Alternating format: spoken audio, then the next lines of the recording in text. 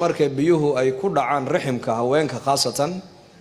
afartanka hore buu nabigu yiri waa nutfa waa qandhoof yar afartanka ku xigana buu nabigu yiri waa xinjiri oo dhiig oo raximka ka lulata afartanka dambana buu nabigu yiri waa mudqa waa waslad yar oo hiliba 120 ka habeen ilmuhu markuu caloosha hooyadii uu ku jiro ayaa ilaahay malag buu u soo dhiibaa marka ruuxda dadna markaas oo malagu ruuxda ku afuufa markaasuu qora afar shay qofkan manimba managba habeenkaas la qoraa buu nabigu alayhi salaatu wasalaam maghaniba ma faqir buu noqonayaa iyadana habeenkaas la qoraa meesha uu ku dhimanayo iyo da'diisu intay tahayna habeenkaas la qoraa saciid iyo shaqi ma mid khasaaray oo khasaaro ku dambeyn doonaba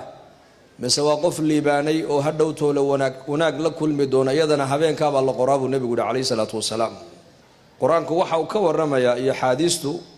1400 oo sano ka hor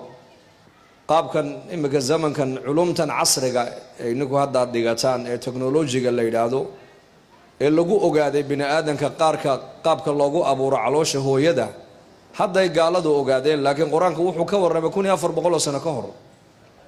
maxaa bini aadanka abuurkiisa ilaahay quraanka ugu sheegay bimaana bini aadanow ilaahay isaga ku abuuray oo quruxdan fiican kugu abuuray laqad khalaqna al-insana fi ahsani taqwim suuradii ugu quruxda badnayd ayaa ilaahay adiga ku abuuray xayawaanka u fiirsada qaar dhulkay ku socdaan oo calooshay ku socdaan